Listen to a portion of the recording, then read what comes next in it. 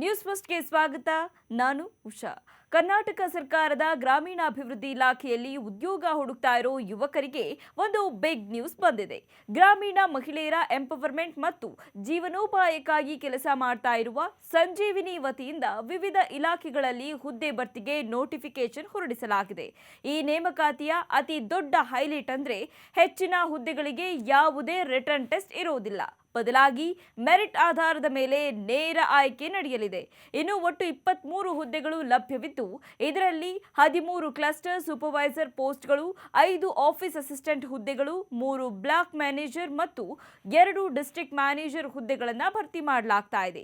ಆಯ್ಕೆಯಾದ ಅಭ್ಯರ್ಥಿಗಳಿಗೆ ಕರ್ನಾಟಕದ ಬೇರೆ ಬೇರೆ ಜಿಲ್ಲೆಗಳಲ್ಲಿ ಪೋಸ್ಟಿಂಗ್ ನೀಡಲಾಗುತ್ತೆ.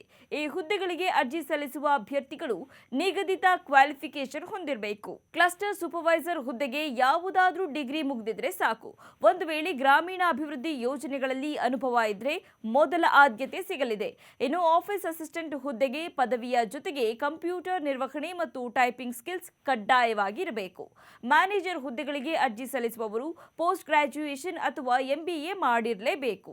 ಇದರೊಂದಿಗೆ ಎಲ್ಲಾ ಅಭ್ಯರ್ಥಿಗಳಿಗೆ ಕನ್ನಡ ಭಾಷೆಯಲ್ಲಿ ಓದುವ, ಬರೆಯುವ ಮತ್ತು ಮಾತನಾಡುವ ಜ್ಞಾನ ಇರುವುದು ಅವಶ್ಯಕ. ಅರ್ಜಿದಾರರ ವಯಸ್ಸು ಕನಿಷ್ಠ 18 ವರ್ಷ ಆಗಿರಬೇಕು ಮತ್ತು ಜನರಲ್ ಕ್ಯಾಟಗರಿ ಅಭ್ಯರ್ಥಿಗಳಿಗೆ 45 ವರ್ಷ ಗರಿಷ್ಠ ವಯೋಮಿತಿಯಾಗಿದೆ. ಸರ್ಕಾರದ ಹೊಸ ನಿಯಮದಂತೆ SC/ST ಅಭ್ಯರ್ಥಿಗಳಿಗೆ 5 ವರ್ಷ ಮತ್ತು ಹಿಂದುಳಿದ ವರ್ಗಗಳ ಅಭ್ಯರ್ಥಿಗಳಿಗೆ 3 ವರ್ಷ ಏಜ್ ರಿಲ್ಯಾಕ್ಸೇಷನ್ ನೀಡಲಾಗುತ್ತೆ.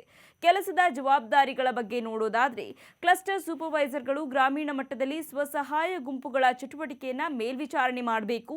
ಆಫೀಸ್ ಅಸಿಸ್ಟೆಂಟ್ಗಳು ಆಫೀಸ್ ಕೆಲಸ ಮತ್ತು ಡೇಟಾ ಮ್ಯಾನೇಜ್ಮೆಂಟ್ ನೋಡಿಕೊಳ್ಬೇಕು. ಹಾಗೂ ಮ್ಯಾನೇಜರ್ ಹುದ್ದೆಯವರು ಯೋಜನೆಗಳ ಅನುಷ್ಠಾನ ಮತ್ತು ವರದಿ ತಯಾರಿಸುವ ಜವಾಬ್ದಾರಿಯನ್ನು ಹೊಂದಿರ್ತಾರೆ.